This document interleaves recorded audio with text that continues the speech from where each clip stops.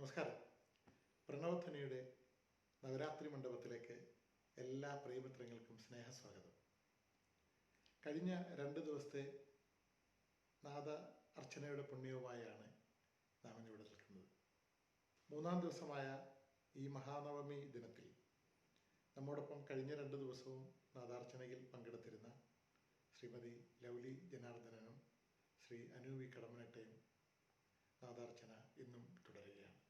കഴിഞ്ഞ കാലങ്ങളിൽ പ്രണവധ്വനിയോട് സഹകരിച്ച എല്ലാ പ്രിയപ്പെട്ടവർക്കും നന്ദി അറിയിക്കാൻ കൂടി ഈ അവസരം വിനിയോഗിക്കുകയാണ്. മഹാനവമിയുടെ പുണ്യം നിങ്ങളിൽ ഓരോരുത്തരിലും നിറയട്ടെ എന്ന പ്രാർത്ഥനയോടെ മഹാനവമി ദിനത്തിലെ ഈ സംഗീതാർച്ചന നിങ്ങൾക്ക് മുൻപിൽ ഞങ്ങൾ അവതരിപ്പിക്കുന്നു.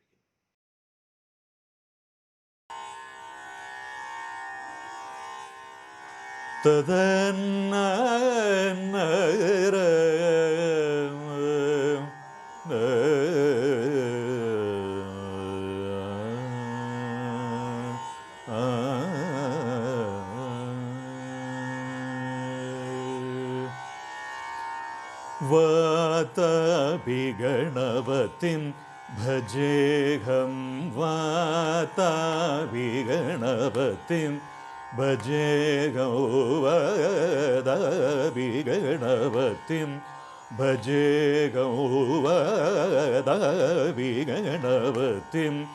ഭജേഹം വാതാഭിഗണപതിം ഭജേഹം വാതാഭിഗണപതിം ഭജേഹം വാതാഭിഗണപതിം ഭജേഹം വാതാഭിഗണപതിം ഭജേഹം വാരണാസ്യം വരപ്രദം ശ്രീവാരണാസ്യം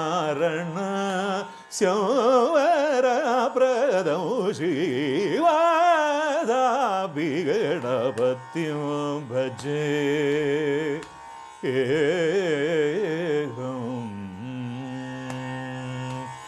ഭൂതാദിസംസേവിതചരണം ഭൂതഭൗതികാ പ്രപഞ്ചവരണം വീതരാഗിനം വിനുദയോഗിനം വിശ്വകാരണം വിഘ്നവാരണം വീതരാഗിനം വിനുദയോഗിനം വിശ്വകാരണം വിഘ്നവാരണം വാതാഭിഗണപതിം ഭജേഹം വാരണാസ്യം വരപ്രദം ശ്രീവാതാഭിഗണപതിം ഭജേ.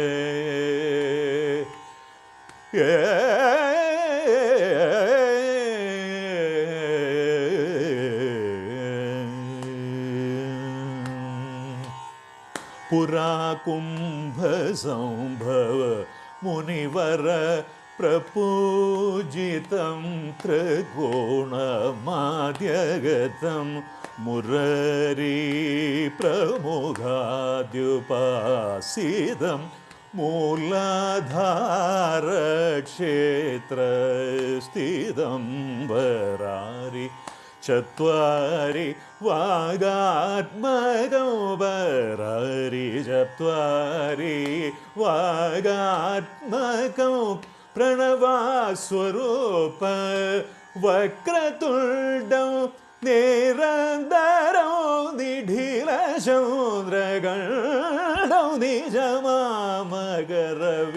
ധൃതേഷുദണ്ഡം കരാംബുജപാശബീജാപൂരം കലുഷവിദൂരം ഭൂതാകാരം കരാംബുജപാശബീജാപൂരം കലുഷവിദൂരം ഭൂതാകാരം വരാനി ഗുരുഗദോഷിതബിംബം ഹംസധ്വനിഭൂഷിതേരം ഹരാനി ഗുരുഗദോഷിതബിംബം ഹംസധ്വനിഭൂഷിതേരം വം വാതാഭിഗണപതിം ഭജേഹം വാരണാസ്യം വരപ്രദം ശ്രീവാതാഭിഗണപതിം ഗബനി ബനി പഗരി గబని సరి సని పని సని పగరి గబని పని గబని పరి గబని సని పరి సని పగరి సరి రి గరి గబ గబ పని ని స పని సరి స గరి రి సని పని సని సరి రి సని పని సరి స సని పని గరి సరి విగణపతిం భజే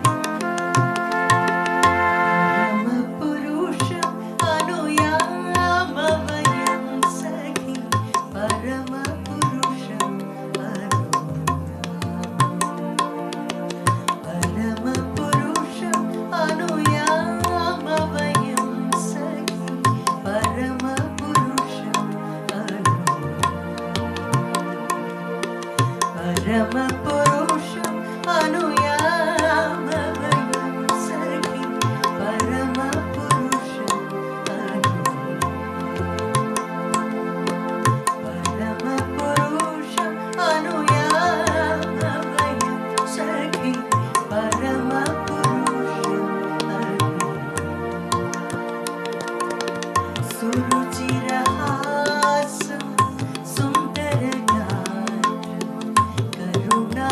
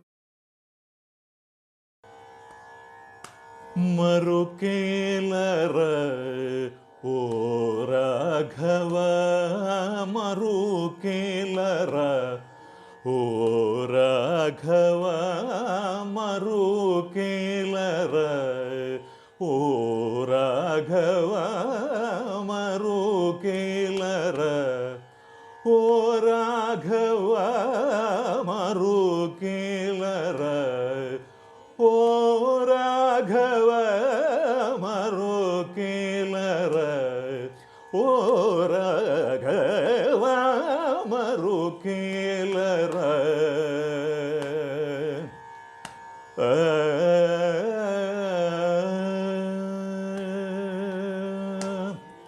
ಮರುಗೇಲ ಚರ ಚರ ರೂಪ ಮರುಗೇಲ ಚರ ಚರ ರೂಪ ಮರುಗೇಲ ಚರ ಚರ ರೂಪ ಪರ ಪರ ಸೂರ್ಯ ಸುಧಾಕರ ಲೋಚನ ಮರುಕೇಲರ ಓ ರಾಘವ ಮರುಗೇಲರ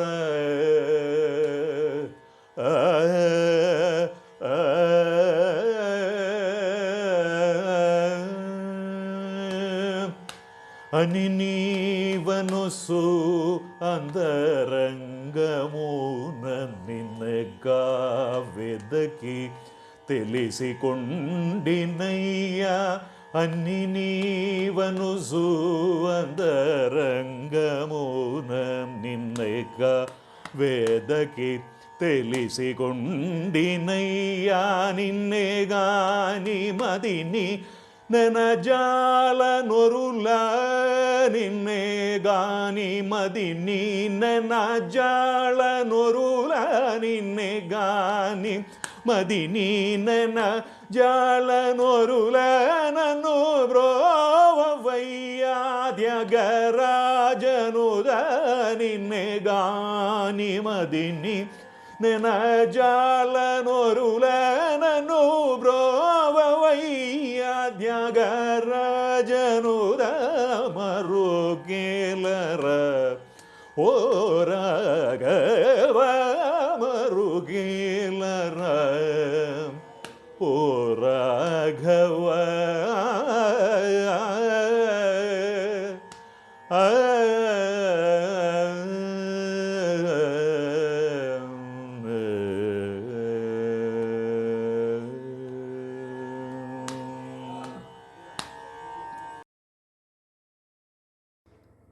ഓം ശ്രീമാത്രേ നമഃ. നമുക്കറിയാം ഓം ശ്രീമാത്രേ നമഃ. മാത്രേ എന്ന് വെച്ചാൽ അമ്മേ.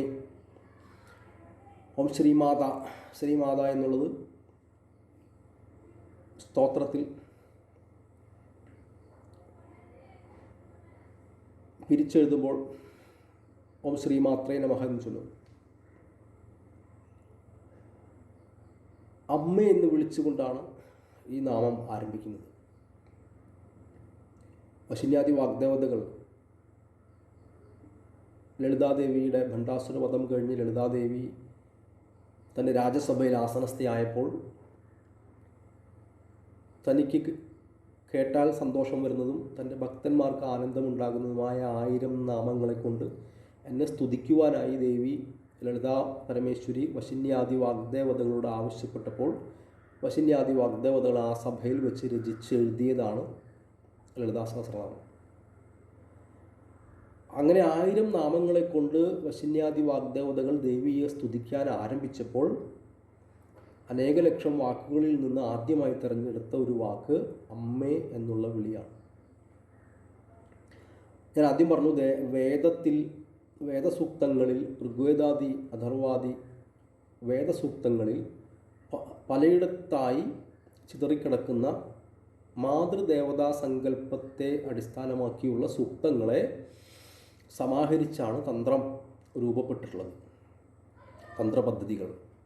തന്ത്രപദ്ധതി പ്രാഥമികമായും മാതൃദേവതാ സ്വരൂപത്തെ ആരാധിക്കുന്നതാണ്. അതുകൊണ്ട് തന്നെ ലളിതാ സഹസ്രനാമത്തിലെ ആദ്യ നാമവും അമ്മേ എന്നുള്ള വിളിയിലാണ് ആരംഭിക്കുന്നത്, മാതൃസങ്കല്പത്തെ ദ്യോതിപ്പിച്ചുകൊണ്ട്. അല്ലെങ്കിലും നമ്മുടെ സങ്കടങ്ങളും പരിവേദനങ്ങളും നമ്മുടെ പ്രാരാബ്ധങ്ങളുമെല്ലാം ഇറക്കി വെക്കാൻ ഇഹത്തിലും പരത്തിലും നമുക്ക് ഈ അമ്മ എന്നുള്ള വാക്കല്ലേ ആശ്രയമായുള്ളൂ. ഭക്തി എന്ന വൈകാരികതയുടെ ലോകത്ത് നമ്മുടെ മനസ്സംഘർഷങ്ങൾ ലഘൂകരിക്കുവാനായി പ്രാർത്ഥിക്കുമ്പോൾ അമ്മയെ അല്ലാതെ നമുക്ക് ആരെ പ്രാർത്ഥിക്കാൻ സാധിക്കും? അമ്മയെന്നും അച്ഛനെന്നുമുള്ള ദ്വന്ദ്വമാണല്ലോ നമുക്ക് ആശ്രയം. സ്ത്രീ പുരുഷൻ മാതൃപിതൃ സങ്കല്പങ്ങളിൽ വൈകാരികതയുടെ ലോകത്ത് അമ്മയെ ആശ്രയിക്കാതെ മറ്റാരുണ്ട് ആശ്രയം? ആപതി കിം കരണീയം കാക്കശ്ശേരി വട്ടത്തിൽ ചോദിച്ചില്ലേ? കരണീയം ചരണയുഗളം അമ്പായ, അമ്മയുടെ ആപത്തിൽ എന്തു ചെയ്യും? അമ്മയുടെ തൃക്കാൽ തളിരിണകളെ പ്രണമിക്കുകയല്ലാതെ മറ്റെന്തു വഴി എന്നാണ് ഉത്തരം. അങ്ങനെ തന്നെയാണ് ലളിതാ സഹസ്രനാമം ആരംഭിക്കുന്നത്. പക്ഷെ അർത്ഥത്തെ വിചാരം ചെയ്യുമ്പോൾ, നാമത്തെ വിചാരം ചെയ്യുമ്പോൾ നമ്മുടെ സങ്കല്പങ്ങളിൽ ചെറിയ വ്യതിയാനങ്ങൾ വന്നേക്കാം. ശ്രീ മാത്രേ നമഃ, ശ്രീ എന്ന ഒരു വിശേഷണ പദം ചേർത്താണ് അമ്മയെ വിശേഷിപ്പിക്കുന്നത്. സാധാരണ ഒരു വ്യാവഹാരിക ഭാഷ ഉപയോഗിക്കുകയാണെങ്കിൽ ശ്രീ ഐശ്വര്യം, സമ്പത്ത് എന്നതിനെ കുറിക്കുന്നൊരു വാക്കാണ്. മാതാവ് എന്ന് പറഞ്ഞാൽ അമ്മ. അപ്പോൾ ഐശ്വര്യവും ഐശ്വര്യവതിയായ അമ്മ, ഐശ്വര്യവതിയായ അമ്മേ, ആ അമ്മയ്ക്ക് നമസ്തേ എന്നാണ് പറയുന്നത്. പക്ഷേ ആത്മാനുസന്ധാനത്തിൻ്റെ വഴികളാണ് ഭക്തിയുടേതെന്ന് പറഞ്ഞ നിലയ്ക്ക് ആത്മാനുസന്ധാനത്തിന് ആവശ്യമായൊരു ഭാഷാ നിയമം ഉപയോഗിച്ച് വ്യാഖ്യാനിക്കുകയാണെങ്കിൽ ശ്രീ എന്നത് നാം വ്യാവഹാരിക തലത്തിൽ പറയുന്ന ആണോ എന്ന് രണ്ടു വട്ടം ചിന്തിക്കേണ്ടി വരും. കാരണം നമുക്കിന്ന് നാം ഐശ്വര്യം, സമ്പത്ത് എന്നൊക്കെ പൊതുവിൽ പരിഗണിക്കുന്ന നമ്മുടെ സമ്പത്തുകൾ പണമായും വസ്തുവകകളായും ഭൂമിയായും ബാങ്ക് ബാലൻസായും ആഭരണങ്ങളായും വാഹനങ്ങളായും അതിൽ മറ്റു സമ്പാദ്യങ്ങളുമായൊക്കെ നാം ശേഖരിച്ചു വച്ചിരിക്കുന്ന ഐശ്വര്യത്തെ ദ്യോതിപ്പിക്കുന്ന സമ്പത്ത് എന്ന് നാം വ്യവഹരിക്കുന്ന ഏതെങ്കിലും ഒന്ന് ആത്മാനുസന്ധാനത്തിന് നിങ്ങളെ സഹായിക്കുന്നതാണോ, അല്ലെങ്കിൽ നിങ്ങളുടെ ആത്മാവിനെ സന്തോഷിപ്പിക്കുന്ന സമ്പത്താണോ എന്നൊരു ചോദ്യം തന്ത്രത്തിൻ്റെ പരിസരത്ത് ചോദിക്കാതിരിക്കാൻ വയ്യ. അങ്ങനെയാണെങ്കിൽ തന്ത്ര പരിസരത്ത് നിന്ന് വ്യാഖ്യാനിക്കുമ്പോൾ ഭക്തിരാത്മാനുസന്ധാനം എന്ന ഭക്തിയുടെ നിർവചനത്തെ ലക്ഷ്യം വെച്ച് വ്യാഖ്യാനിക്കുമ്പോൾ നാം ഇന്ന് സാമാന്യ അർത്ഥത്തിൽ സമ്പത്തെന്ന് വ്യവഹരിക്കുന്ന ഒന്നും സമ്പത്തിൻ്റെ ആത്മീയ തലത്തിലുള്ള നിർവചനത്തിന് ചേർന്നതല്ല എന്ന് കാണേണ്ടി വരും. ആത്മാവിനെ സന്തോഷിപ്പിക്കുന്നതെന്തോ അതുമാത്രമാണ് ഭക്തിയുടെ നിഷ്കളങ്കമായ അനുഭവത്തിൽ വെച്ച് പരിശോധിക്കുമ്പോൾ സമ്പത്തെന്ന് കരുതാൻ സാധിക്കുക. അങ്ങനെയെങ്കിൽ ഞാൻ വിസ്തരിച്ചുള്ളൊരു വിശദീകരണത്തിന് മുതിരുന്നില്ല. നേരിട്ടുള്ള ഒരു ഉത്തരത്തിലേക്ക് പ്രവേശിച്ചാൽ അറിവ് അഥവാ ജ്ഞാനം മാത്രമാണ് ആത്മാവിനെ സന്തോഷിപ്പിക്കുന്ന ഒരേ ഒരു സമ്പത്ത് എന്ന് നമുക്ക് വ്യവച്ഛേദിച്ച് പറയേണ്ടി വരികയും ശ്രീ എന്നാൽ ഐശ്വര്യമെന്നാൽ അറിവ് മാത്രമാണ് എന്ന അതിലളിതമായൊരു നിർവചനത്തിലേക്ക് എത്തുകയും ചെയ്യേണ്ടി വരും. കാരണം ജ്ഞാനത്താൽ മാത്രമേ ആത്മാനുസന്ധാനത്തിന് നാം പ്രാപ്തനാക്കുകയുള്ളൂ. എത്രയോ മാതൃയോനികളിലൂടെ ഉരുവപ്പെട്ടതാകാം ഈ ജീവൻ. അപ്പോൾ നാം ഇന്ന് ഈ ശരീരത്തിൻ്റെ അമ്മയായി കരുതുന്ന അമ്മ തന്നെയാണോ നമ്മുടെ അമ്മ? അല്ല. ഈ ശരീരത്തിന് അകത്തിരിക്കുന്ന ജീവൻ ഒരു നൈരന്തര്യമാണെങ്കിൽ, ജീവൻ ഒരു തുടർച്ചയാണെങ്കിൽ എത്രയോ മാതൃയോനികൾ നമുക്ക് ഉണ്ടായിട്ടുണ്ടാകും. അപ്പോൾ അവരെല്ലാം ചേർത്താകണമെന്നില്ല അമ്മ എന്ന് വിളിക്കുന്നത്. ശരീരത്തിൻ്റെ അമ്മയെയല്ല, ജീവന്റെ അമ്മയെയാണ് നാം അമ്മ എന്ന് അഭിസംബോധന ചെയ്യുന്നത്. അങ്ങനെയെങ്കിൽ ജീവന്റെ അമ്മ ദേവിയാണ്. ശിവനെ പോലും സ്പന്ദിപ്പിക്കുവാൻ സഹായിക്കുന്ന ആദിപരാശക്തിയിൽ നിന്നാണ്, ആ ആദിപരാശക്തിയാണ് നമ്മുടെയും അടിസ്ഥാനം എന്ന് മനസ്സിലാക്കാനായാൽ ഇവിടെ പറയുന്ന അമ്മ നമ്മുടെ സ്ഥൂല ശരീരത്തിൻ്റെ അമ്മയല്ല, സൂക്ഷ്മ ശരീരമായ ജീവന്റെ അമ്മയാണ് എന്ന ചിന്ത നമുക്ക് സംജാതമാകും. ആ അമ്മയെ ആശ്രയിക്കുവാൻ, ആ അമ്മയെ പ്രാപിക്കുവാൻ ജ്ഞാനം മാത്രം ഉപാധി എന്ന ഒരു രഹസ്യ സന്ദേശം നൽകുന്ന ഒരു നാമമാണ് ശ്രീമാത്രേ നമഃ. അതിനുശേഷം വരുന്ന വാക്കുകളൊക്കെ ആ ജ്ഞാനത്തെ നമുക്ക് നൽകുന്ന വാക്കുകളാണ്. ആ ജ്ഞാനത്തെ സൂചിപ്പിക്കുന്ന ഒരു ചൂണ്ടുപലകയാണ് ആദ്യത്തെ വാക്ക്. ശ്രീമാത്രേ നമഃ ഏകദേശം കുറച്ച് മനസ്സിലായി കാണുമെന്ന് കരുതുന്നു. ഒരു ദിവസം മുഴുവൻ വേണമെങ്കിൽ സംസാരിക്കാവുന്ന വിഷയമാണ്. അക്ഷരമാലയിലെ ആദ്യത്തെയും അവസാനത്തെയും അക്ഷരങ്ങൾ എടുത്തുകൊണ്ടാണ് മഹ എന്നൊരു വാക്ക് ഇവിടെ സൃഷ്ടിക്കപ്പെട്ടുള്ളത്. അത് ആദ്യത്തെ ദേവനായ ശിവനെയും എല്ലാം ഉൾക്കൊള്ളുന്ന അവസാനത്തെ ദേവതയായ ദേവിയെയും സൂചിപ്പിക്കുന്നതാണ്. ശിവശക്തി സംയോഗത്തിൻ്റെ പ്രതീകമാണ് മഹ എന്നുള്ള വാക്ക്. നോക്കൂ, അതിൻ്റെ രഹസ്യ തലങ്ങളിലേക്ക് എത്തുമ്പോൾ ആ മഹ എന്ന വാക്ക് പറയുമ്പോഴുള്ള അനുഭവം ചിന്തിക്കൂ. ശിവനും ശക്തിയും ആണ് ഈ ലോകത്തിൻ്റെ സൃഷ്ടിസ്ഥിതി സംഹാര തിരോധാന അനുഗ്രഹത്തിന് കാരണം എന്ന് ആഗമങ്ങൾ പറയുന്നുണ്ട്. ഈ ശിവൻ എന്നത് പ്രകാശമായും ശക്തി വിമർശമായുമാണ് ആഗമം പറയുന്നത്. പ്രകാശം എന്ന് പറയുന്നത് ഒരു സാമാന്യ ഭാഷയിൽ പറഞ്ഞാൽ, ഒരു ഉദാഹരണം പറഞ്ഞാൽ ലൈറ്റ്. വിമർശം എന്ന് പറഞ്ഞാൽ അതിൻ്റെ ഇല്ലുമിനേഷൻ, റിഫ്ലക്ഷൻ എന്നൊക്കെ പറയാം. വെളിച്ചവും അതിൻ്റെ പ്രതിഫലനവും. അപ്പോൾ വെളിച്ചം മാത്രം തിളക്കം, ഇലുമിനേഷൻ, ഒരു തിളക്കമില്ലെങ്കിൽ വെളിച്ചത്തിന് പ്രസക്തിയില്ല. തിളക്കമാണ് വെളിച്ചത്തിൻ്റെ സ്വഭാവത്തെ, പ്രസക്തിയെ ജീവനെ നിർണ്ണയിക്കുന്നത്. അതായത് വെളിച്ചത്തിൻ്റെ ജീവൻ അതിൻ്റെ തിളക്കമാണ്. അതാണ് പ്രകാശ വിമർശങ്ങൾ എന്ന തത്വം ബോധിപ്പിക്കുന്നത്. അതാണ് ശങ്കരാചാര്യർ പറഞ്ഞതും ശക്തിയില്ലാതെ ജീവന്, തിളക്കമില്ലാതെ വെളിച്ചത്തിന് നിലനിൽപ്പില്ല എന്ന് പറഞ്ഞത്. അപ്പോൾ ആ ഒരു തത്വത്തെ സൂചിപ്പിക്കുന്നതാണ് മഹ എന്ന വാക്ക്. രാജ്ഞി എന്നത്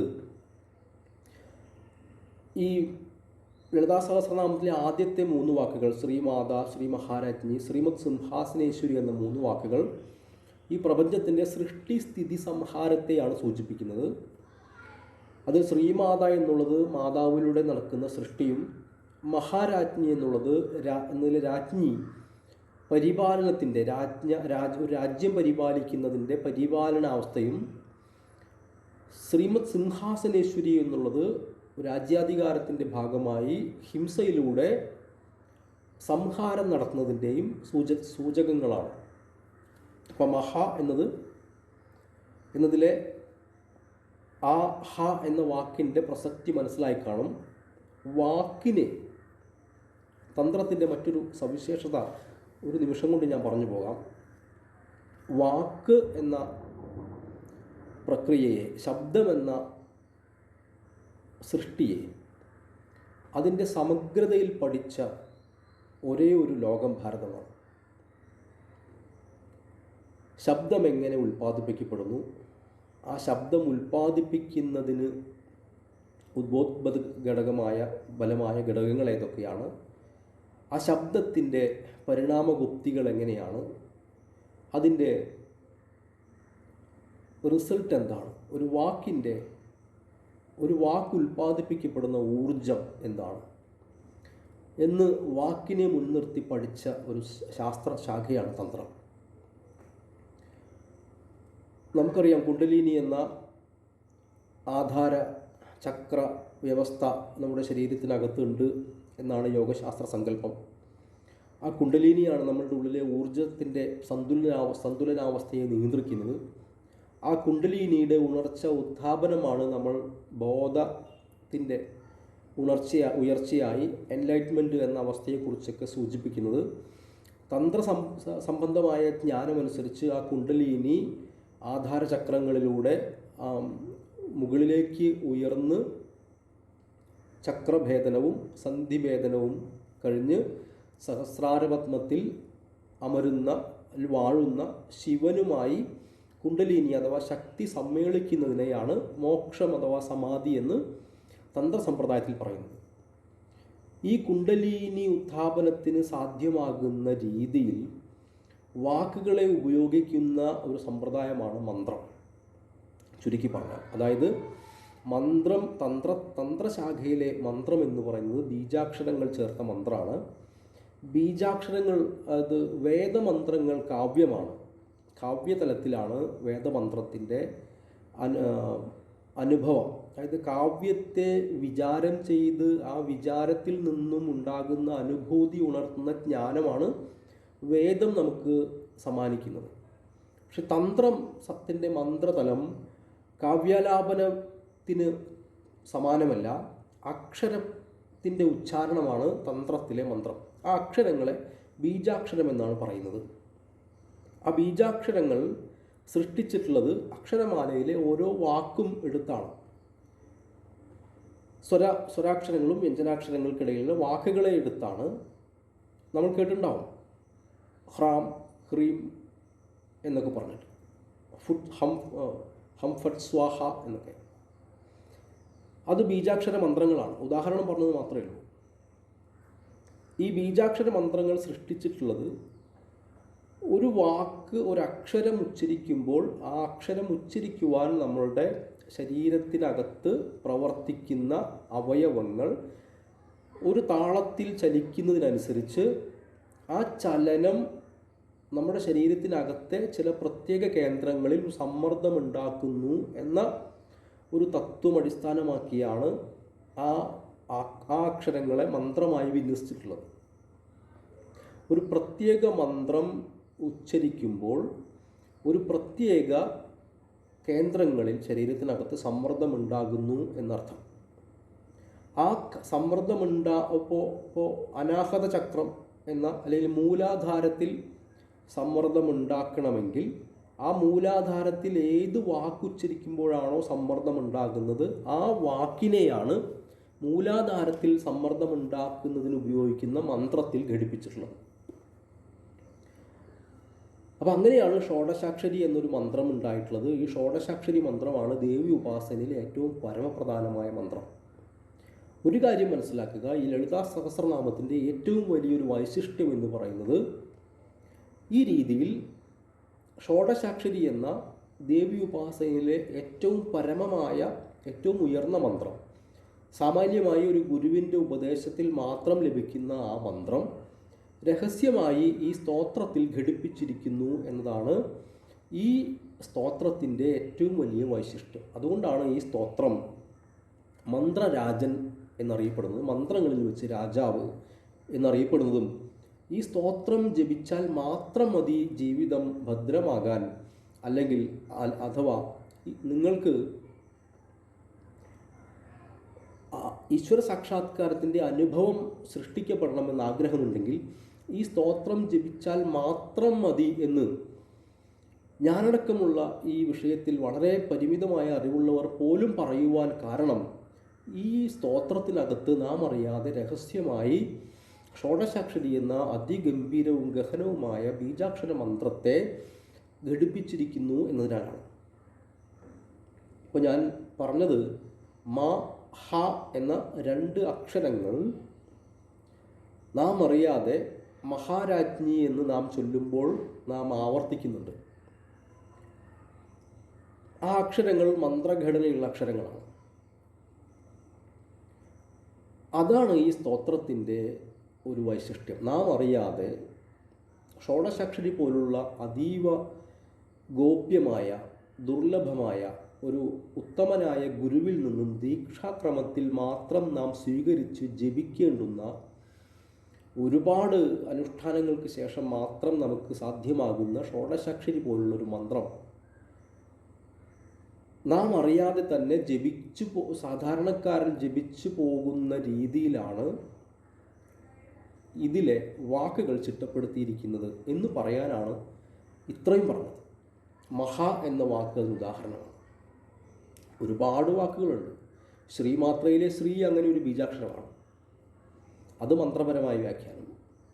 ശ്രീ എന്നത് ഷോഡശാക്ഷരിയിലെ അവസാനത്തെ ലക്ഷ്മി ബീജമെന്ന രഹസ്യമന്ത്രമാണ്. ആ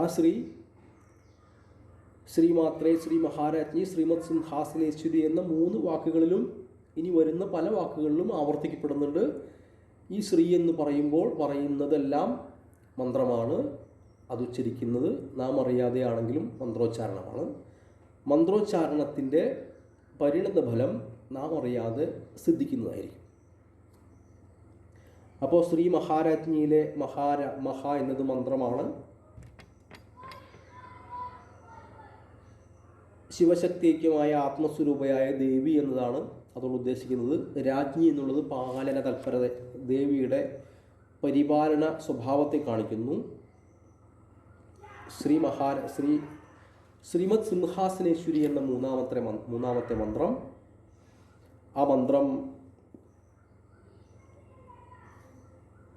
ഇതേ രീതിയിൽ മറ്റു ചില രഹസ്യങ്ങൾ ഉൾക്കൊള്ളുന്നതാണ്.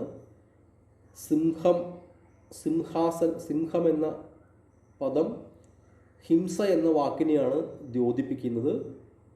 ആ ഹിംസ എന്നത് ദേവിയുടെ സൃഷ്ടിസ്ഥിതി സംഹാരത്തിലെ സംഹാരമെന്ന ക്രിയയെ സൂചിപ്പിക്കുന്നതാണ്.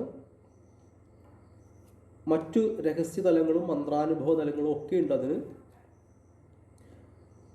വിസ്താരഭയം നമ്മുടെ സമയത്തിൻ്റെ പരിമിതി കൊണ്ട് അത് പറയുന്നില്ല. കാരണം ഇതിന് ശേഷം വരുന്ന ചില നാമങ്ങൾ കൂടി പറയണമെന്ന് ആഗ്രഹമുള്ളത് കൊണ്ടാണ്. ശ്രീമാത്രേ, ശ്രീ മഹാരാജ്ഞി, ശ്രീമത് സിംഹാസനേശ്വരി, ചിദഗ്നികുണ്ഡ സംഭൂതായ എന്ന പ്രധാനപ്പെട്ടൊരു നാമം 4ാമത് വരുന്നു. ഈ ദേവിയുടെ ഉദ്ഭവത്തെക്കുറിച്ചൊരു കഥയുണ്ട്. ഈ ദേവി ഉദ്ഭവിക്കുന്നതിനായി ഭണ്ഡാസുരൻ എന്ന ഒരു അസുരനെ വധിക്കുവാൻ ഒരു നിവൃത്തിയുമില്ലാതായപ്പോൾ ബ്രഹ്മാവിൻ്റെയൊക്കെ നിർദ്ദേശപ്രകാരം ദേവന്മാർ ഒരു വലിയ യാഗം നടത്തി. ആ യാഗം ദേവിയെ പ്രത്യക്ഷപ്പെടുത്തുവാൻ സങ്കല്പിച്ച് നടത്തിയതാണ്. ആ യാഗത്തിൻ്റെ അവസാന ഘട്ടത്തിലും ദേവി പ്രത്യക്ഷപ്പെടാതെ ആയപ്പോൾ ആ അഗ്നിയിലേക്ക് ദേവന്മാർ സ്വന്തം മാംസം അരിഞ്ഞ് ഹോമിക്കുവാൻ തയ്യാറായി. അങ്ങനെ മാംസം അരിഞ്ഞ് ഹോമിച്ചപ്പോഴാണ് ദേവി പ്രത്യക്ഷമായത് എന്നാണ് സ്ഥൂല ഒരു കഥ. ലളിതോപാഖ്യാനത്തിലൊക്കെ വളരെ വിസ്തരിച്ച് പറയുന്നൊരു കഥയാണ്. ലളിതാംബികയുടെ അവതാരത്തിൻ്റെ സൂചനയാണ് ആ കഥ. അപ്പോൾ ആ കഥയെ ആസ്പദമാക്കിയാണ് ചിദഗ്നികുണ്ഡ സംഭൂതായ എന്ന് പറയുന്നത്. ആ കഥയുടെ ആന്തരിക അർത്ഥമാണ് ഈ നാമം സൂചിപ്പിക്കുന്നത്. ചിദഗ്നികുണ്ഡ അഗ്നികുണ്ഡത്തിൽ നിന്നാണ് പിറന്നത് എന്ന് ലളിതോപാഖ്യാനം വായിക്കുമ്പോൾ നമുക്ക് മനസ്സിലാകും. പക്ഷേ സാധകന് ഈ ലളിതാ സഹസ്രനാമം ഉപാസകന് നൽകുന്ന സന്ദേശം ആ അഗ്നികുണ്ഡം സാധാരണ നാം കാണുന്ന ഒരു ഫയർ പിറ്റല്ല, ഒരു അഗ്നികുണ്ഡമല്ല, അത് ചിദഗ്നിയാണ് എന്നൊരു സൂചന നൽകുന്നുണ്ട് ഇവിടെ. ചിത് അഗ്നി, ചിത്ത് എന്ന നമ്മുടെ ഹൃത്ത്, ആ ചിത്തിൽ ഉയരുന്ന അഗ്നി. എപ്പോഴാണ് നമ്മുടെ ചിത്തിൽ, ഹൃദയത്തിൽ എപ്പോഴാണ് അഗ്നി ജ്വലിക്കുക? നാം ആദ്യം പറഞ്ഞു ജ്ഞാനം, ശ്രീ എന്ന ജ്ഞാനം. ആ ജ്ഞാനം എപ്പോഴാണോ നമ്മുടെ ഉള്ളിൽ ഉണരുന്നത് അപ്പോഴാണ് നമ്മുടെ ഹൃദയത്തിൽ അറിവിൻ്റെ അഗ്നി ജ്വലിക്കുക എന്ന് നാം ആലങ്കാരികമായി പറയുന്നത്. അങ്ങനെ എപ്പോഴാണോ നമ്മുടെ ഉള്ളിൽ അറിവിൻ്റെ അഗ്നി ജ്വലിക്കുന്നത് അപ്പോൾ ആ ചിദഗ്നിയിൽ നിന്നും സംഭൂതയാകും ദേവി എന്നാണ്. എപ്പോൾ നിങ്ങളുടെ ഉള്ളിൽ അറിവിൻ്റെ അഗ്നി ലഭിച്ചോ, അഗ്നി ജ്വലിച്ചോ, അന്ന് നിങ്ങൾക്ക് മുൻപിൽ ദേവി പ്രത്യക്ഷയാകും, സംഭൂതയാകും എന്ന് ഉറപ്പ് നൽകുന്ന ഒരു നാമമാണത്.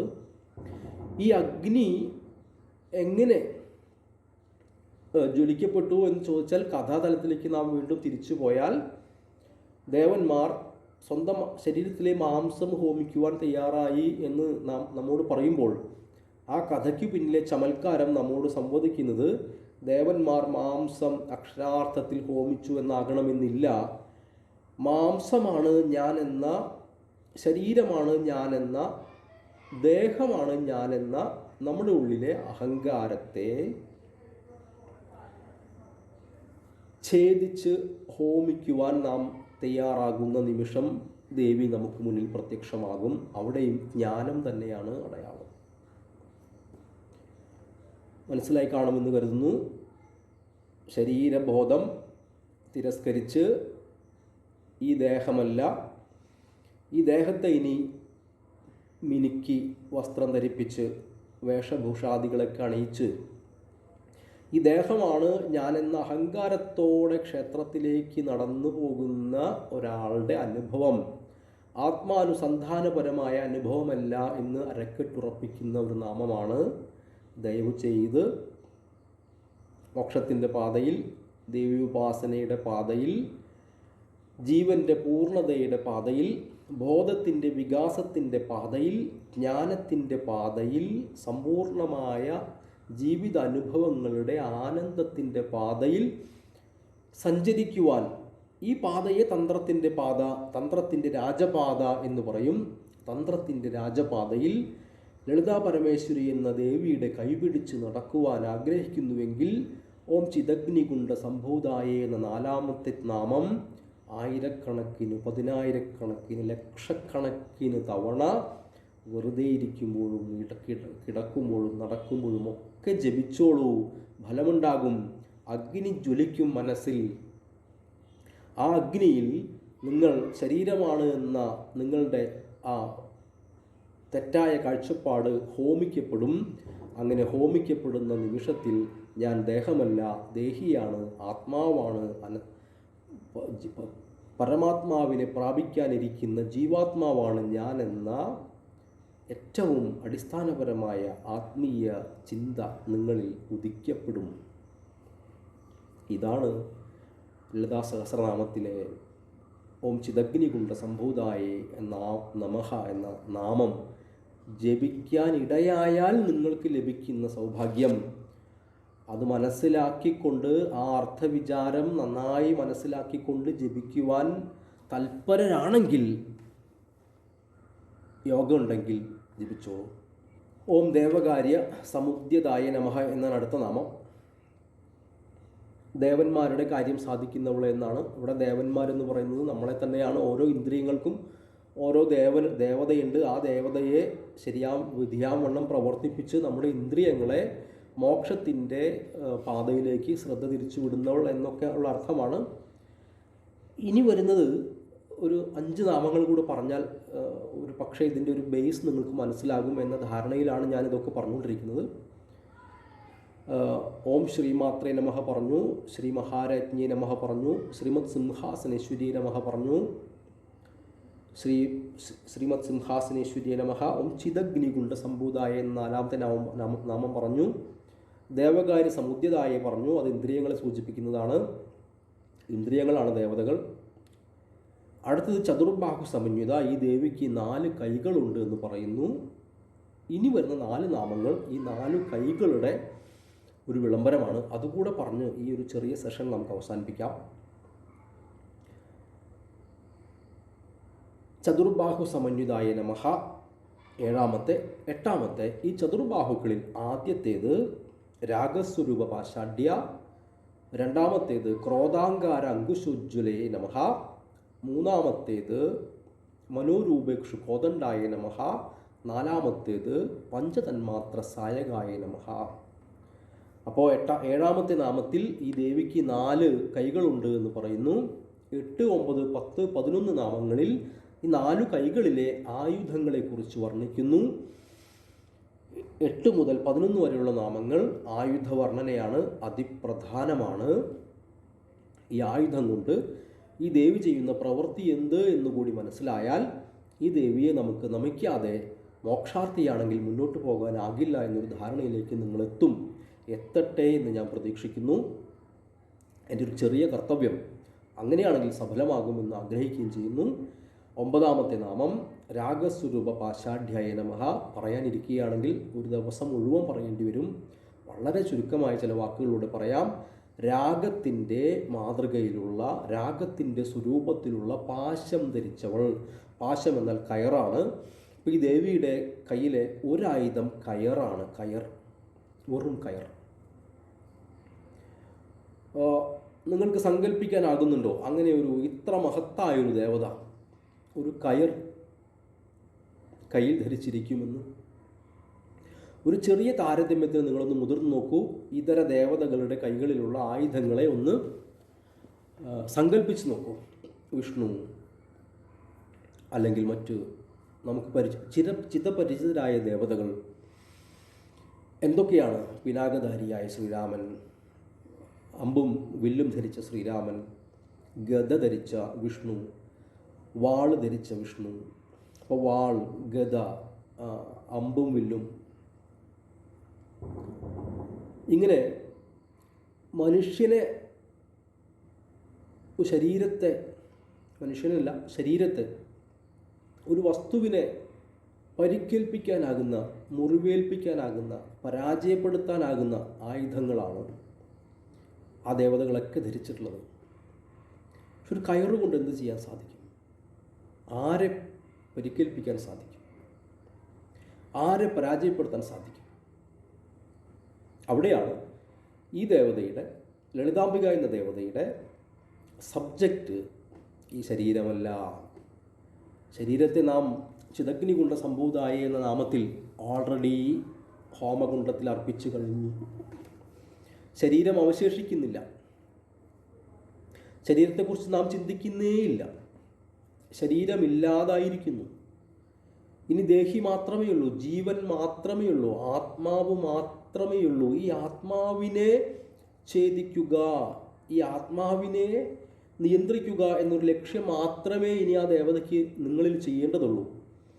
അങ്ങനെയാകുമ്പോൾ ആ ആത്മാവിനെ വെട്ടിമുറിക്കാനാകില്ല എന്ന്, വധിക്കാനാകില്ല എന്ന് ഗീതാകാരനായ ഭഗവാൻ നൈനം ചിന്തതി ശസ്ത്രാണി എന്നൊക്കെ പറഞ്ഞത് ഒന്ന് ഓർത്തു നോക്കൂ. ഈ ദേവതയുടെ അലങ്കാരമാകുന്ന ആയുധത്തിൻ്റെ പ്രസക്തി നമുക്ക് മനസ്സിലാക്കാനാകും. അപ്പോൾ ആവിഷ്കാരത്തിൻ്റെ ഏതു തലത്തിലാണ് ഈ ദേവത, ഈ സമ്പ്രദായം, ഈ ശാസ്ത്രം നിൽക്കുന്നത് എന്ന് നിങ്ങൾക്ക് ചിന്തിക്കാൻ സാധിക്കുന്നില്ലേ? ശസ്ത്രം കൊണ്ട് മുറിവേൽപ്പിക്കാനാകാത്ത നിങ്ങളുടെ ജീവനെ നിയന്ത്രിക്കാൻ, ജീവനെ പരിപോഷിപ്പിക്കാൻ, ജീവനെ മോക്ഷത്തിൻ്റെ പാതയിലേക്ക് തിരിച്ചുവിടാനുള്ള ചില ഉപാധികളാണ് ഈ ദേവത ധരിച്ചിട്ടുള്ളത്. ഒന്ന് രാഗസ്വരൂപ പാശാഢ്യ, രാഗമെന്ന ഇച്ഛ, രാഗമെന്ന ഡിസയർ, കാമം. ആ കാമം എങ്ങനെയാണ് പ്രവർത്തിക്കുന്നത്, എങ്ങനെയാണ് കാമത്തെ നിയന്ത്രിക്കുന്നത് എന്നൊക്കെ സിദ്ധാന്തപരമായി പറയാൻ പോയാൽ വലിയ വിശാലമായൊരു സമയപരിധിയിലേ സാധിക്കുകയുള്ളൂ. പക്ഷേ എന്നാലും മിനിമം നമ്മളുടെ ഒരു സാധാരണ ഒരു വേദാന്തിയുടെ അനുഭവതല ജ്ഞാനതലത്തിൽ നിന്ന് പറഞ്ഞാൽ, സാമാന്യമായ ഒരു സാധാരണക്കാരുടെ ജ്ഞാനതലത്തിൽ നിന്ന് പറഞ്ഞാൽ, നമ്മളെ പരസ്പരം ബന്ധിപ്പിക്കുന്ന, നമ്മളുടെ ആഗ്രഹങ്ങൾക്ക് കാരണമായ, നമ്മളുടെ ജീവന് പ്രാരാബ്ധത്തിന് ഹേതുകമായേക്കാവുന്ന ആഗ്രഹങ്ങളെ നിയന്ത്രിക്കുന്നതാണ് ഈ കയറെന്ന് മാത്രം ചിന്തിക്കുക. അപ്പോൾ ഈ ആയുധം കൊണ്ടൊരു രാക്ഷസനെയും ദേവി നിഗ്രഹിക്കാൻ ഉദ്ദേശിക്കുന്നില്ല. നിങ്ങൾക്കുള്ളിലുള്ള ചില രാക്ഷസീയമായ ആഗ്രഹങ്ങളെയാണ് നിർണയിക്കാനും നിഗ്രഹിക്കാനും പോകുന്നത്. രാഗസ്വരൂപ പാശാഢ്യ, ഇത് വലിയ തലത്തിൽ പറയേണ്ടതാണ്. ഒരു നിമിഷം കൊണ്ട് പറയുമ്പോൾ ഈ ഒരു പരിമിതിക്കുള്ളിൽ നിന്ന് പറയാനേ സാധിക്കുകയുള്ളൂ. പിന്നെ എപ്പോഴെങ്കിലും പറയാൻ സാധിക്കട്ടെ എന്ന് ആഗ്രഹിക്കുന്നു. രാഗസ്വരൂപ പാശാഢ്യ, ക്രോധാകാര അങ്കുശോജ്വല, ക്രോധത്തിൻ്റെ ആകാരത്തിലുള്ള അങ്കുശം, ആനത്തോട്ടി വീണ്ടും വരുന്നു. വാളല്ല, മറ്റൊന്നുമല്ല, കേവലം ഒരു ആനത്തോട്ടി. പക്ഷേ ഒന്ന് രാഗം പറഞ്ഞു, ഇതൊന്ന് ക്രോധമാണ്. ഈ രാഗവും ക്രോധവും, രാഗം ആകർഷിക്കുന്നതാണ്, ക്രോധം വികർഷിക്കുന്നതാണ്. വലിയൊരു സ്പേസിൽ പറയേണ്ട വിഷയമാണ്. അതായത് റിട്രാക്ഷൻ കോൺട്രാക്ഷൻ എന്ന് പറഞ്ഞിട്ട് പ്രപഞ്ചത്തിൻ്റെ ഉത്പത്തിക്ക്, വികാസത്തിനും പരിണാമത്തിനും പ്രേരകമായി ശാസ്ത്രം പറയുന്ന ആകർഷണ വികർഷണങ്ങളെ തന്നെയാണ് ഈ ദേവി ആയുധമായി കൈവശം വച്ചിരിക്കുന്നതും പറയുന്നതും. അത് രാഗമാണ്, റിട്രാക്ഷനാണ്, ക്രോധമാണ് എന്ന് പറഞ്ഞിട്ട് തന്നെയാണ് ഇതിൽ സൂചിപ്പിച്ചിരിക്കുന്നത്. അതായത് ആധുനിക ശാസ്ത്രം ഈ കഴിഞ്ഞ നൂറ്റാണ്ടിൽ കണ്ടെത്തിയ ഈ പ്രപഞ്ചത്തിൻ്റെ വികാസ പരിണാമ സംഹാരത്തിനുള്ള കാരണമായ ആകർഷണ വികർഷണങ്ങൾ, ആറ്റത്തിൻ്റെ ആകർഷണ, ദ്രവ്യത്തിൻ്റെ ആകർഷണ വികർഷണങ്ങൾ എന്ന സിദ്ധാന്തത്തെ എത്രയോ ആയിരക്കണക്കിന് വർഷങ്ങൾക്ക് മുമ്പ് നമ്മുടെ ഋഷീശ്വരന്മാർ ലളിതാ പരമേശ്വരിയിലൂടെ സിദ്ധാന്തിച്ചു വച്ചിരിക്കുന്നു. ഈ ലോകത്തിൻ്റെ ഉൽപ്പത്തി വികാസ പരിണാമത്തിന് കാരണം രാഗവും ക്രോധവുമാണ്, ആകർഷണവും വികർഷണവുമാണ് എന്ന പ്രതീകത്തിലൂടെ, രാഗവും ക്രോധവും എന്ന പ്രതീകത്തിലൂടെ ആകർഷണ വികർഷണങ്ങൾ എന്ന സിദ്ധാന്തത്തെ എത്ര മനോഹരമായി, എത്ര മഹോന്നതിയിൽ അന്ന് സിദ്ധാന്തിച്ചിരിക്കുന്നു എന്ന് ആലോചിച്ച് നോക്കൂ. രാഗസ്വരൂപ പാശാഢ്യ ക്രോധാകാര അങ്കുശോജ്വല, എപ്പോഴൊക്കെ നിങ്ങളുടെ മനസ്സ് മദം പൊട്ടിയ ഒരു ആനയെപ്പോലെ നിങ്ങളുടെ ജീവനെ തെറ്റായ വഴിക്ക് മദം പൊട്ടിയ ആനയെപ്പോലെ തെറ്റായ വഴിക്ക് കുതിച്ചോടുവാൻ ശ്രമിക്കുന്നുവോ, അപ്പോഴൊക്കെ ഒരു ആനക്കാരൻ്റെ വൈഭവത്തോടെ നിങ്ങൾക്കുള്ളിലിരുന്നു കൊണ്ട് നിങ്ങളുടെ ജീവനെ, നിങ്ങളുടെ മനസ്സിനെ ഒരു ആനത്തോട്ടി കൊണ്ട് നിയന്ത്രിക്കുന്ന ഒരു ശേഷിയുള്ള ഒരു അനുഭവമാണ് ഈ ദേവത നിങ്ങൾക്ക് കാഴ്ചവെക്കാനിരിക്കുന്നത്. ഈ ദേവതയെ നിങ്ങൾ സ്വാംശീകരിക്കുകയും ഈ ദേവതയെ നിങ്ങൾ ആരാധിക്കുകയും ഈ ദേവതയെ നിങ്ങൾ സ്വീകരിച്ച് മനസ്സിൽ പ്രതിഷ്ഠിക്കുകയും ചെയ്താൽ അന്നു മുതൽ നിങ്ങളുടെ ആഗ്രഹങ്ങളെല്ലാം ഒരു കയറിൻ്റെ രണ്ടറ്റം പോലെ, ഒരു കയർ ചുരുട്ടി പിടിച്ചിരിക്കുന്നത് പോലെ ഈ ദേവത നിങ്ങളുടെ ആഗ്രഹങ്ങളെ കയറാൽ കെട്ടിവലിഞ്ഞ് ആ ദേവതയുടെ കയ്യിൽ വയ്ക്കുമെന്നും, എപ്പോഴൊക്കെ നിങ്ങളുടെ മനസ്സ് നിങ്ങളുടെ നിയന്ത്രണത്തിൽ നിന്നും വിട്ട് നമ്മുടെ ലക്ഷ്യത്തിൽ നിന്നും വ്യതിചലിക്കുന്നുവോ അപ്പോഴൊക്കെ നമ്മുടെ മനസ്സിനെ ഒരു ആനത്തോട്ടി കൊണ്ടെന്ന പോലെ നിയന്ത്രിക്കുമെന്നുള്ള വളരെ പരിമിതമായ അറിവെങ്കിലും ഈ നാമത്തെക്കുറിച്ച് നേടിയെടുക്കുക. രാഗവും ക്രോധവും ആകർഷണ വികർഷണങ്ങളെന്ന വലിയൊരു സിദ്ധാന്തത്തിൻ്റെ പകർപ്പാണെന്നും മനസ്സിലാക്കുക. രാഗസ്വരൂപ പാശാഢ്യ ക്രോധാകാര അങ്കുശോജ്വല. ഇനി വരുന്നത് മനോരൂപേക്ഷു കോദണ്ഡ എന്നാണ്. മനോരൂപേക്ഷു കോദണ്ഡ, മനസ്സിൻ്റെ രൂപത്തിലുള്ള കോദണ്ഡം, വില്ല് ധരിച്ചവൻ.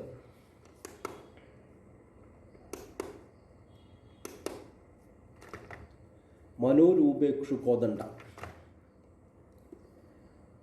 അപ്പോൾ ഇക്ഷു കോദണ്ഡം, ഇക്ഷു എന്ന് വെച്ചാൽ കരിമ്പ്, മനസ്സിൻ്റെ രൂപത്തിലുള്ള കരിമ്പ് വില്ല് ധരിച്ചവൾ. പഞ്ചതന്മാത്ര സായക, 5 തന്മാത്രകൾ, പഞ്ചശരങ്ങൾ, പഞ്ചഭൂതങ്ങളെ ശരങ്ങളായി ധരിച്ചവൾ. അപ്പോൾ കരിമ്പാണ് വില്ല്, ശരങ്ങൾ പഞ്ചതന്മാത്രകളുമാണ്. അപ്പോൾ പഞ്ചഭൂതങ്ങളെ, നമ്മുടെ ശരീരത്തിനകത്തെ പഞ്ചഭൂതങ്ങളെ നിയന്ത്രിക്കുന്ന ഒരു തലത്തിലേക്ക് ഈ നാമം നമ്മളെ എത്തിക്കുന്നു. ഇതിൽ നിന്നെല്ലാം നമുക്ക് ചെറിയ അളവിൽ മനസ്സിലാക്കാവുന്നത് നമ്മുടെ ജീവനെ അതിൻ്റെ യാത്രയിൽ, മോക്ഷത്തിലേക്കുള്ള യാത്രയിൽ നിയന്ത്രിക്കാൻ ആവശ്യമായുള്ള ഘടകങ്ങൾ നമുക്ക് സമ്മാനിച്ചേക്കാവുന്ന ഒരു ദേവതയാണ്. നിങ്ങളുടെ ശരീരത്തിൻ്റെ, സ്ഥൂലദേഹത്തിൻ്റെ ആഗ്രഹപൂർത്തിക്കായല്ല നാം ദേവി ലളിതാംബികയെ പ്രാപിക്കേണ്ടതും ഭജിക്കേണ്ടതും. അത് ജീവൻ്റെ യാത്രയായ മോക്ഷമെന്ന ഏറ്റവും ആത്യന്തികമായ മനുഷ്യജീവൻ്റെ ലക്ഷ്യത്തെ സാക്ഷാത്കരിക്കുവാൻ നമ്മളെ സഹായിക്കുന്ന ഒരു ദേവതയാണ്. അങ്ങനെ സഹായിക്കുന്നതിനാവശ്യമായ തിരിച്ചറിവുകൾ നമുക്ക് സമ്പാദിച്ചു തരുന്ന ഒരു ഗ്രന്ഥമാണ് ശ്രീ ലളിതാ സഹസ്രനാമം. ആ നാമത്തിൻ്റെ പാരായണം നിങ്ങളിൽ ഇത്തരത്തിലുള്ള ആഗ്രഹങ്ങൾ സൃഷ്ടിക്കട്ടെ. നിരന്തരമായ ആഗ്രഹ സമ്പാദനം, ആ ദേവതയുടെ സ്മരണ നിങ്ങളിൽ നിലനിർത്തട്ടെ. ആ ദേവതയുടെ സ്മരണ, ആ ദേവതയുടെ സാന്നിധ്യമായി നിങ്ങളിൽ മാറട്ടെ. ആ ദേവതയുടെ സാന്നിധ്യം നിങ്ങളുടെ ജീവനെ പുഷ്ടിപ്പെടുത്താനും ജീവൻ്റെ യാത്രയിൽ ആ യാത്രയുടെ ഗതി നിർണ്ണയിക്കാനും ആ യാത്രയുടെ അവസാനത്തിൽ ജീവൻ പരമേശ്വരനിലേക്ക് അടുക്കുവാനും, അതായത് ദ അൾട്ടിമേറ്റ് ഒബ്ജക്റ്റ് എന്ന് പറയുന്നത് ശിവനാണ് എന്നാണ് ആഗമങ്ങൾ പറയുന്നത്. ശിവനെ സാക്ഷാത്കരിക്കുക, അതായത് ജീവാത്മ പരമാത്മ സംയോഗമാണ് മോക്ഷം എന്ന് പറയുന്നത്. നമ്മളുടെ അകത്തിരിക്കുന്നത് ജീവാത്മാവ്, പ്രപഞ്ചത്തിൻ്റെ കേന്ദ്രത്തിലിരിക്കുന്നത് പരമാത്മാവ്. പ്രപഞ്ച കേന്ദ്രത്തിലെ ബോധമെന്ന പരമാത്മാവാണ് ശിവൻ എന്ന സങ്കല്പം ഭാരതത്തിൽ. ആ ശിവനിലേക്ക് നമ്മുടെ ജീവാത്മാവിനെ എത്തിക്കുക എന്നുള്ളതാണ് തന്ത്രത്തിൻ്റെ താല്പര്യം. അതാണ് മോക്ഷം. അതിന് ജീവാത്മാവിനെ പരമാത്മാവിലേക്ക് എത്തിക്കുവാനുള്ള ഒരു വിക്ഷേപണ മാർഗമാണ്. ഒരു റോക്കറ്റ് ഉപയോഗിച്ചുകൊണ്ട് എങ്ങനെയാണോ നമ്മുടെ ജീവാത്മാവിനെ പരമാത്മാവിലേക്ക് വിക്ഷേപിക്കുവാൻ സാധിക്കുക, അങ്ങനെ നമ്മുടെ ജീവനെ ഉപരിയായ ഒരു തലത്തിലേക്ക് വിക്ഷേപിച്ച് പരമാത്മാവിനെ പ്രാപിക്കുക എന്നുള്ള മോക്ഷത്തിലേക്ക് നമ്മുടെ ജീവനെ വിക്ഷേപിക്കുന്ന ഒരു ചെറിയ യന്ത്രം. ആ യന്ത്രമാണ് ഈ ഭഗവതി. ആ യന്ത്രം ഉപയോഗിക്കുന്ന ടെക്നിക്സാണ് തന്ത്രം. അതിനുപയോഗിക്കുന്ന ഉപകരണങ്ങളാണ് മന്ത്രം. ഇങ്ങനെയൊക്കെ പറയാം. അപ്പോൾ യന്ത്രവും തന്ത്രവും മന്ത്രവും ഉപയോഗിച്ചുകൊണ്ട് ആ മന്ത്രത്തിൽ ഉൾക്കൊള്ളുന്ന ദേവതയുടെ ഊർജം സ്വീകരിച്ചുകൊണ്ട് നമ്മുടെ ജീവാത്മാവിനെ പരമാത്മാവിലേക്ക് എത്തിക്കുന്ന ഒരു രഹസ്യ പദ്ധതിയാണ് തന്ത്രം. അതിന് നമ്മൾ സഹായിക്കുന്ന ഒരു മന്ത്രശാഖയാണ് ലളിതാ സഹസ്രനാമം. ഇതിൽ നിന്നെല്ലാം ഈ പദ്ധതിയുടെ പ്രസക്തിയും ഇതിനെ സ്വീകരിക്കേണ്ടതിൻ്റെ ആവശ്യകതയൊക്കെ നിങ്ങൾക്ക് മനസ്സിലായി കാണുമെന്ന് കരുതുന്നു. സമയത്തിൻ്റെ പരിമിതി കൊണ്ട് ഇത്രയും പറഞ്ഞ് അവസാനിപ്പിക്കുകയാണ്. സമയം ദീർഘിച്ചോ എന്നറിയില്ല, അങ്ങനെയെങ്കിൽ ക്ഷമിക്കുക. നിങ്ങളിൽ ഏതെങ്കിലും ഒരാൾക്കെങ്കിലും ഇതിൽ നിന്ന് പരമമായ അറിവിലേക്കുള്ളൊരു പ്രവേശന മാർഗം തുറന്നു ലഭിക്കട്ടെ. ഒരുപക്ഷെ എല്ലാവർക്കും അങ്ങനെ സാധിക്കട്ടെ എന്ന് പ്രാർത്ഥിച്ചുകൊണ്ട് ഈ ചെറിയ ഈ വാക്കുകൾ അവസാനിപ്പിക്കുന്നു. നമസ്തേ. പ്രിയപ്പെട്ടവരെ, കഴിഞ്ഞ 3 ദിവസമായി നടന്നു വരുന്ന നവരാത്രി സംഗീതോത്സവത്തിന് ഇന്ന് സമാപനം കുറിക്കുകയാണ്. നാളെ വിജയദശമി. അക്ഷര ലോകത്തേക്ക് കടക്കുന്ന ആയിരക്കണക്കിന് കുരുന്നുകൾക്ക് നാളത്തെ വിജയദശമി ദിനത്തിലുള്ള ആശംസകൾ ഞങ്ങൾ അർപ്പിക്കുകയാണ്. ഈ കഴിഞ്ഞ കാലഘട്ടങ്ങളിലെല്ലാം പ്രണവത്തിനോട് സഹകരിച്ച എല്ലാവർക്കും ഞങ്ങളുടെ വിനീതമായ നന്ദിയും നമസ്കാരവും.